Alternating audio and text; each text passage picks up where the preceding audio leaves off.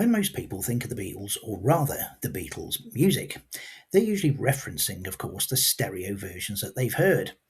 Whether that be CD or streaming services or even modern reissues. But, of course, way back in the 60s, the go to format, the norm, was indeed mono. And indeed, producer George Martin and the Beatles spent much of their time perfecting the mono mixes of the material that they had recorded. And in fact, after the mono mixes were perfected, it was a relatively quick turnaround to produce a stereo version. So come with me and let's check and see what sort of differences we may find in the mono mixes because they are quite different, not just slightly, but quite dramatic.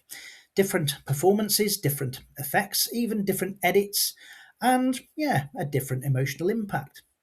So let's have a look and see what sort of differences you can find in the mono versions. So let's start with something that's, well, quite obvious when you listen to it, and that is She's Leaving Home from Sergeant Pepper's Lonely Hearts Club Band. Now, the mono mix is slightly faster and it's pitched slightly higher. Paul's vocals, of course, then sound younger and more urgent, while the stereo version feels slower and more reflective. Many Beatles fans who grow up with the stereo mix are shocked for the first time when they actually hear the mono version. From the same album, Lucy in the Sky with Diamonds contains one of the most famous mono surprises. In the mono mix, the flanging and psychedelic effects are much, much stronger. John's vocals feel more dreamlike and submerged within the track. The stereo mix sounds cleaner and more separated. The mono version sounds more like a psychedelic experiment, but it's happening right in front of you. From the White Album, of course, we've all heard Ringo's famous "I've got blisters on my fingers." The mono version fades out earlier. The blister line is entirely missing. For fans discovering mono for the first time, it can feel like a bit of a Mandela effect moment. The single version, of course, again from the White Album of Revolution, is already heavier than the White Album version. But in mono, that distortion of that guitar hits even harder. The guitars feel far more aggressive, compressed, brilliant stuff. The entire record does sound like it's pushing the limits of what the 1968 recording equipment was actually capable and could handle without blowing up. It's probably now then we come on to Revolver and the obviously incredibly famous Tomorrow Never Knows, probably one of the greatest tracks ever recorded. Now there are actually multiple mixes of Tomorrow Never Knows. The early pressings of Revolver, indeed, which were again in mono, contained a different mono mix before being replaced.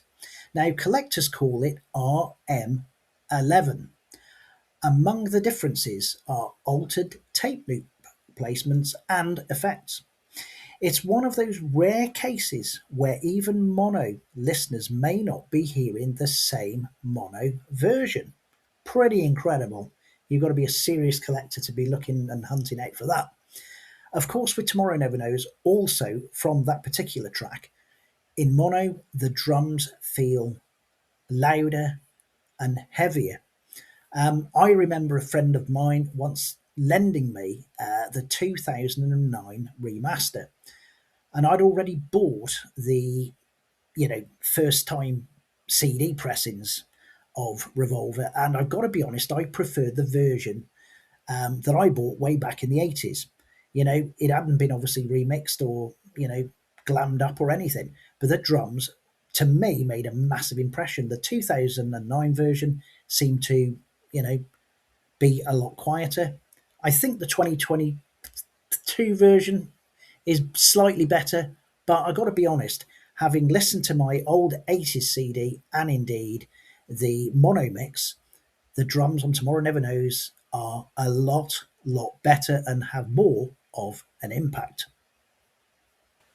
Now, if we go again to Sergeant Pepper, and namely Sergeant Pepper reprise track, Listen carefully to the audience noises and crowd sounds.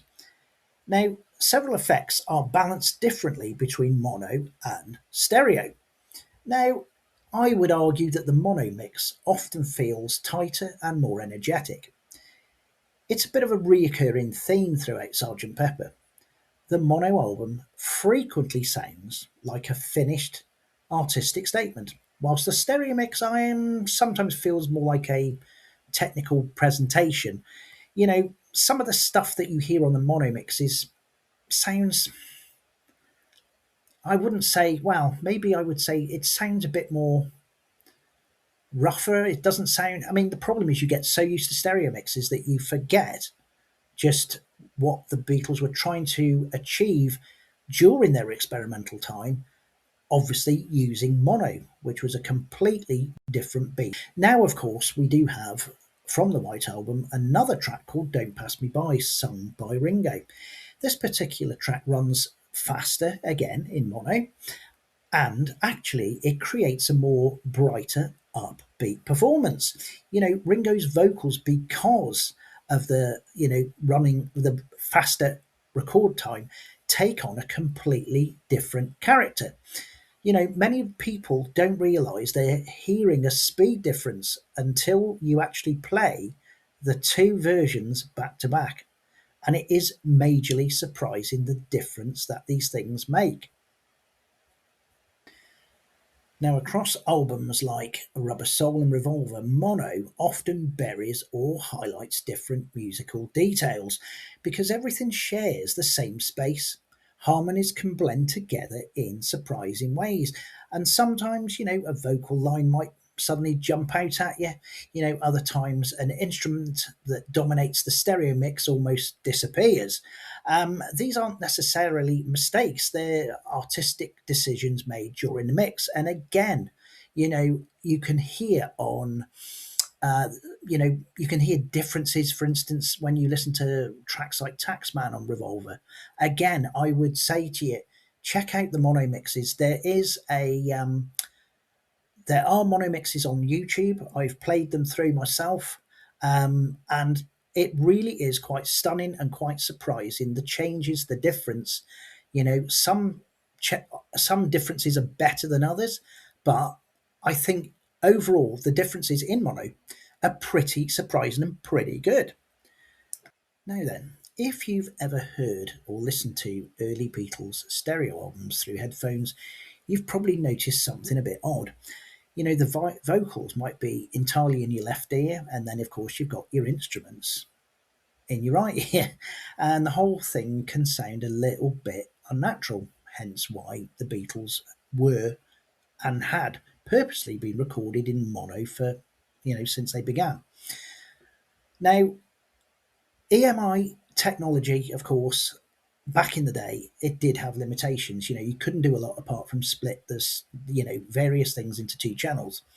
So the engineers had to separate elements dramatically to create those stereo mixes anyway. So this is a result that a lot of fans used to call hard panning, which basically distracting. But the mono mixes, of course, don't have this problem because that's how they were made. Everything sits together. The songs feel tighter, punchier, more cohesive, and especially on early albums. Listen to the early Beatles mono albums, and you'll know what I mean. Um, Now, again, I've gone on to about Revolver so far, but the one album that does actually convert people to listen to the Beatles in mono is actually said album Revolver, because of course, you've got the songs Tomorrow Never Knows, etc. As I've said before, they were built from tape loops, effects, and experimental studio techniques, but the mono mix received a lot more attention than the stereo version because the stereo version was often created later and sometimes completely differs from the mono mix. And many fans feel the mono version hits harder. The drums feel heavier, the effects are more deliberate, the entire album feels a bit more unified in mono.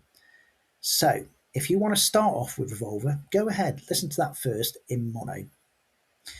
Of course, the Beatles did prefer Sergeant Pepper in mono because, again, that was the medium. But people who have listened to mono say this is the definitive version, and it will so I guess change your life. Now again, the Beatles perfected the mono mix on this. The stereo version again was just brought out way quickly. And there are lots of differences on it. Some effects appear in one version, but of course not the other. Certain vocals are louder. Some edits happen at different moments. Even the speed of certain tracks change. When it came out in '67, of course, the Sgt. Pepper version the Beatles obsessed over, the fans, was the mono version. And this really was the version they signed off on. It wasn't a stereo version. The mono was the way to go.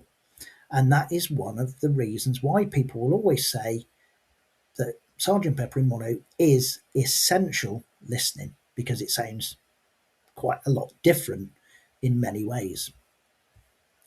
But of course, Abbey Road doesn't have a mono mix.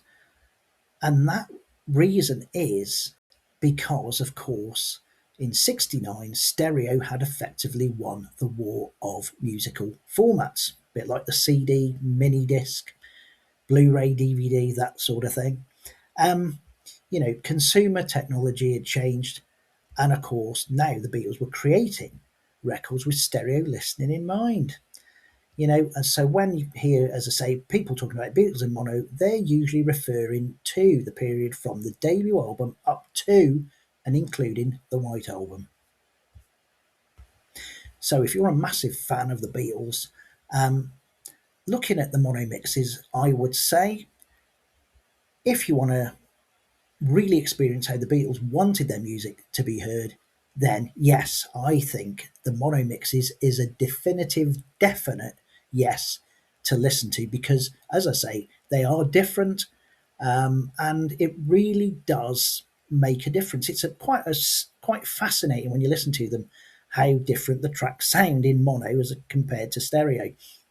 So yes, getting closer to the music as the Beatles intended it, yeah, it's worth getting the mono mixes, or at least listening to them somehow, some way. Anyway, thank you for watching the video. Please consider liking and subscribing. Tell me in the comments, have you listened to the Beatles in mono? What do you think? Do you think the mono versions are better, or do you prefer the stereo mixes? Let me know below. Anyway, see you next time, guys.